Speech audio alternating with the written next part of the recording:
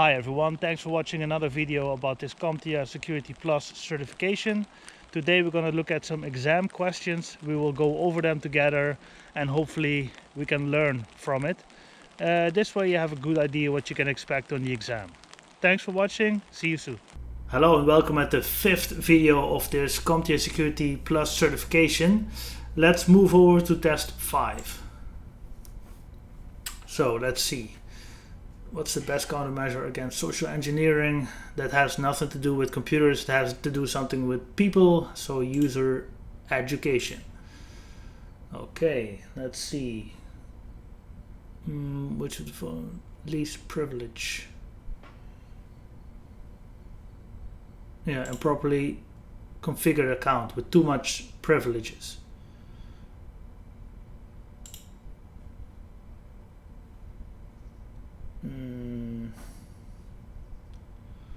Yeah, a vulnerable business process. Yeah. Unpatch the web server. Yeah. The purpose of downgrading. Weaker security. Yeah, that's why it's called downgrade attack. Yeah, that's correct. True. Fifth.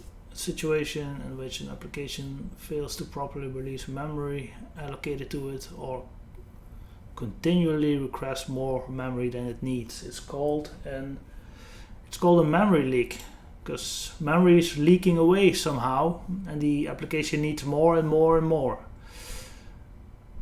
until it maybe crashes or all the resources are being used, and yeah, it will be slow after that, probably. Continue. Let's see. Which of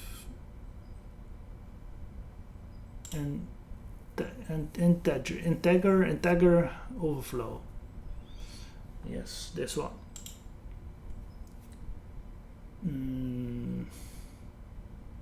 Writes memory. That's a buffer overflow, definitely. Which of the following terms described an attempt to read a variable that's stored in null value? That's a pointer difference. Okay, a collection of pre-compiled functions designed to be used by more than one Microsoft Windows application. That's a dynamic link library, DLL. That's typical Windows stuff. Continue. Which of the type of attacks relies on executing a library? Here you have the dynamic link library. So if you know what this means, then you can link it to here. So it must be a DLL injection. The IT industry, the term sprawl, system sprawl. That's correct. To describe one of the aspects of poor asset management process.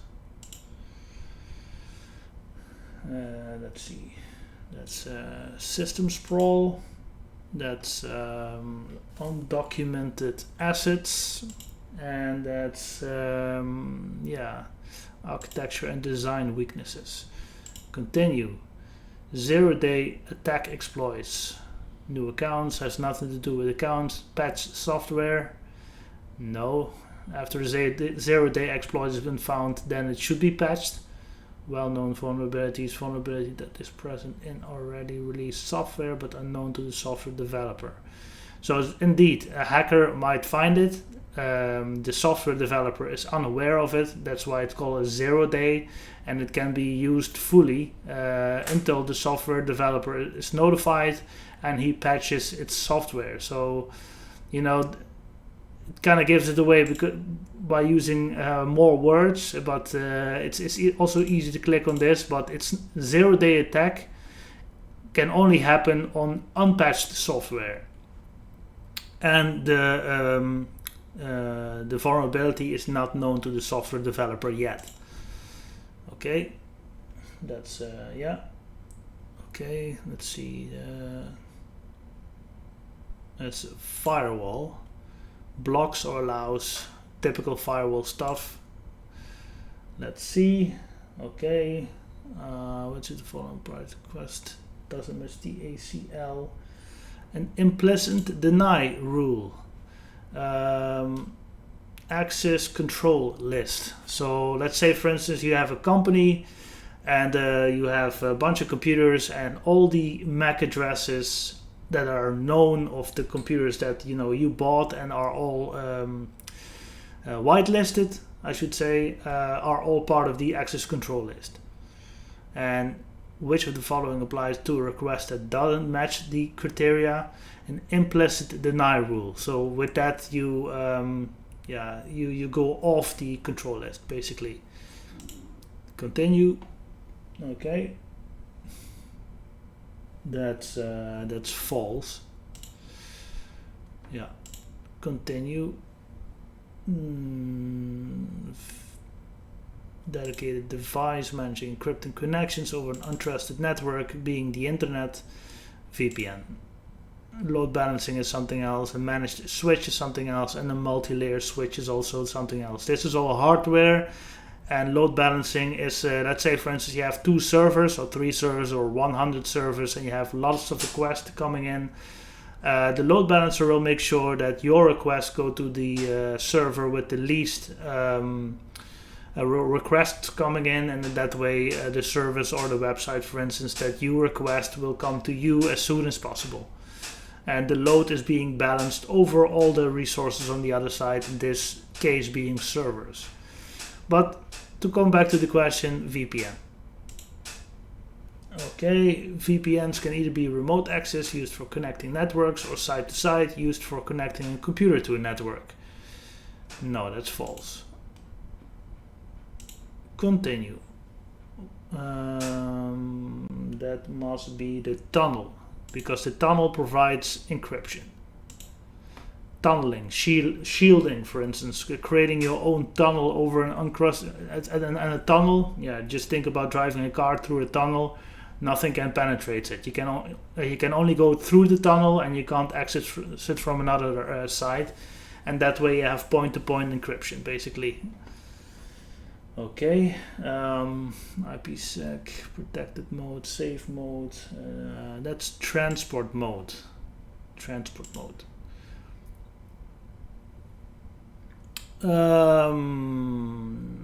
Not yes, no. Albertine, AH. Which of the IPsec protocols provide authentication, integrity, and confidentiality? ESP. And what does it stand for again? IPsec ESP. What it stands for?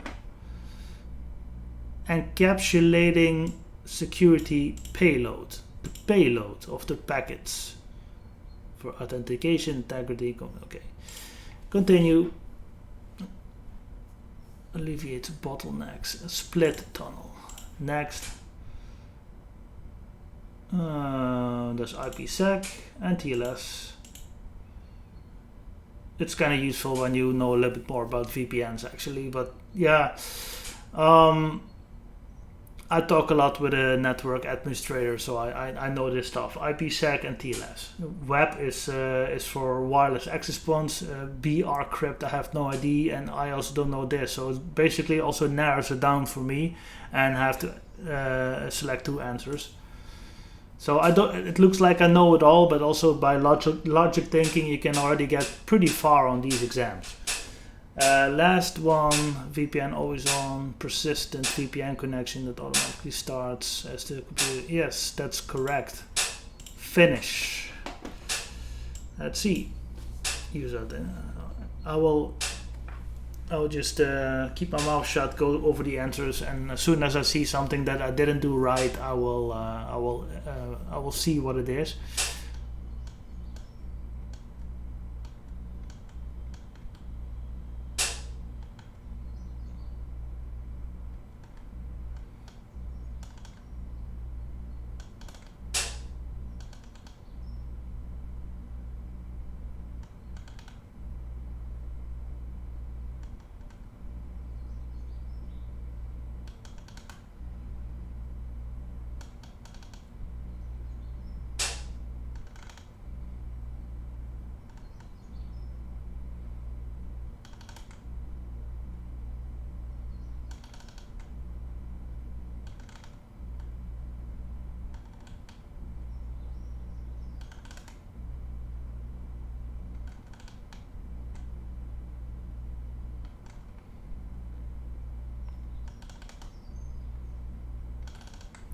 Fantastic, 100%. Wow.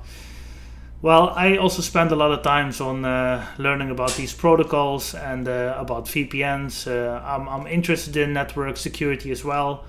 Yeah, in the future I'll make more videos about network security as far as I can get. I'm interested in it. I'm not a network engineer, but yeah, I learned a lot from the Comptia Security course by Mike Myers, so I think that shows as well. Thanks for watching, and we hope to see you in the next video.